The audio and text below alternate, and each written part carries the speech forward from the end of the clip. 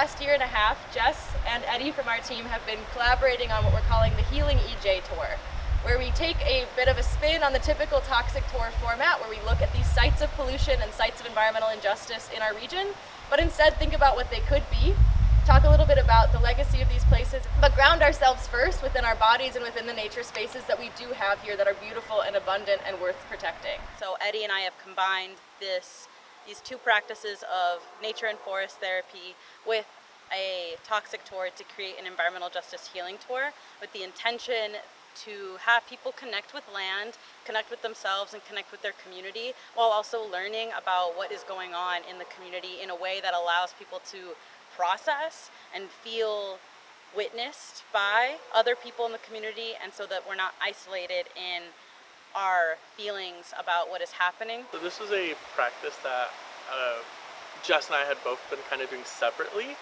but ever since we kind of started together around the same time, we had both been kind of wanting to combine the tour, the toxic tour, as well as forest bathing, just because we recognize the benefits of both of them individually. We'll be doing about 30 minutes of forest bathing with Jess to get us grounded and prepared for the day. Then we'll be getting on the bus to go on a literal bus tour of these different sites. And so today we're going to take part in a little bit of what I call a forest bathing sneak peek. And followed by that, Eddie will guide us through a tour of some of the Superfund sites and polluted sites here in Waukegan. And we'll have a little bit of the forest bathing practice strung along through to help us process and be in communication with one another, to be witnesses and listeners of one another on what it feels like to hear all of this. So we're not just going to digest all of the information, but we're really going to encourage ourselves to be open to processing it in our bodies of what it feels like to learn about what's happening in these spaces.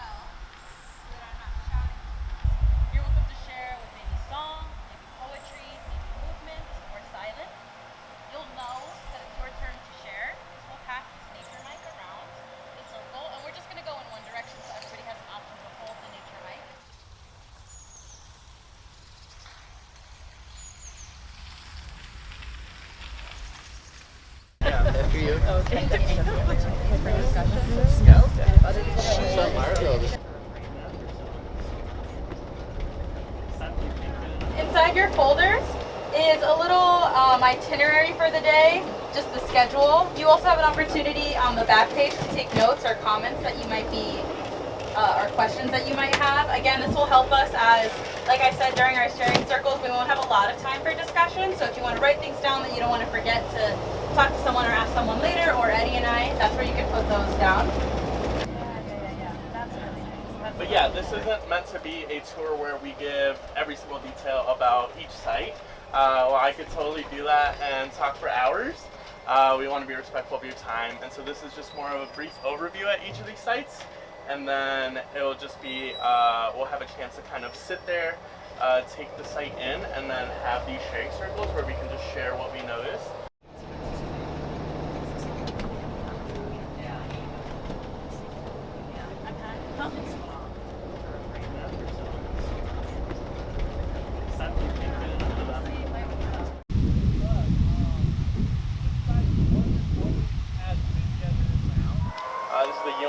Landfill, as is in the name. It used to be a landfill. Was operated around the 1930s, 1940s, and was used as a landfill for both municipal waste and household waste. But then also like local laundromats kind of dump their chemicals in here. There's been a lot of remediation done since then. And what's exciting about this site is that there's some construction going on. Does anyone want to take a guess at what might be going on here? Solar panels, yeah.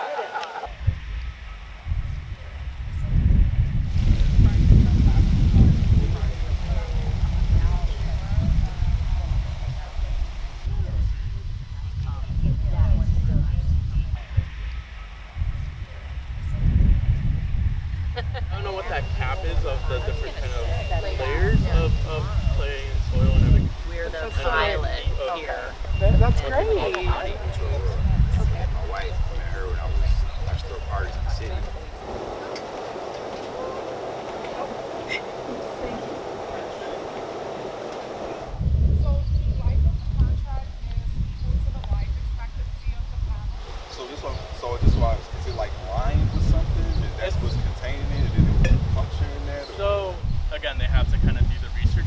best, but that's why the 5-year reviews are there. Once they're up, I know the solar panels last for about 20 years.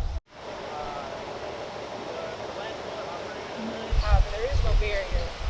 If I live here, there is no barrier. That one was really nice to see just because it had community solar and it's being redeveloped and is being used to benefit the community rather than just kind of having that toxic history, that toxic legacy. So, as before, we have an opportunity to share with one another what we're noticing.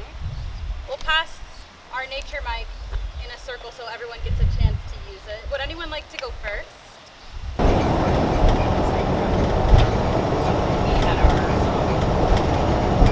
Yeah, this is Medline. So for those of you who might not be familiar, Medline uses ETO, ethylene oxide, to sterilize medical equipment. Ethylene oxide is a colorless, odorless gas that's, of course, very important for the sterilization of medical equipment.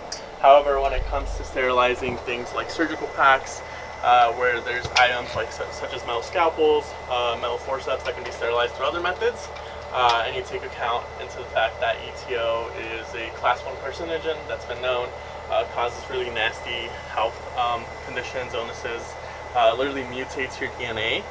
Not very fun. And so it's there's like scrubbers and things in place to try and limit the contamination that gets out into the community. However, it still affects community members, especially those living within a half a mile radius, namely Park City, anyone living near Fountain Square, working near Fountain Square, but also especially the workers. Not being, again, none of this is really super known unless someone tells you about it. It's just very upsetting. Probably not a lot of the equipment, the Yeah, scrubbing, not a lot like of you storage said, here. because It it's gets like, oh, moved it's into not warehouses. the source materials. All right, so to the north we have the Johns Manville Superfund site, and then to the south we've got the NRG coal plants. You also notice that we're next to Bowen Park. Just kind of noticed the proximity of the park to the coal plant and Johns Manville Superfund site. Those two sites are right across the street from each other. So to the south we had the NRG coal plant, which has been around since 1923.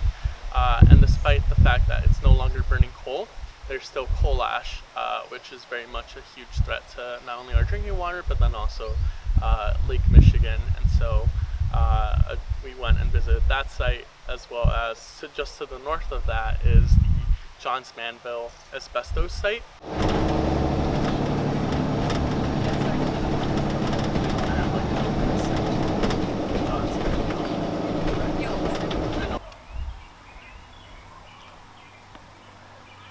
No longer burning coal. We're still dealing with impacts from coal ash. So coal ash, similar to like when you have a bonfire or when you're drilling. When I was in elementary school or middle school, they had we were delayed like 2 months, a month or 2 months of school because they had to remove all this asbestos. Yeah. Yeah, as long as they They actually got it all. all. Yeah, Yeah. right. Hopefully. Yeah. When we think about resiliency in our community, it's not just always thinking about the cognitive, informational, professionalism that happens, but also really getting to know people with our hearts.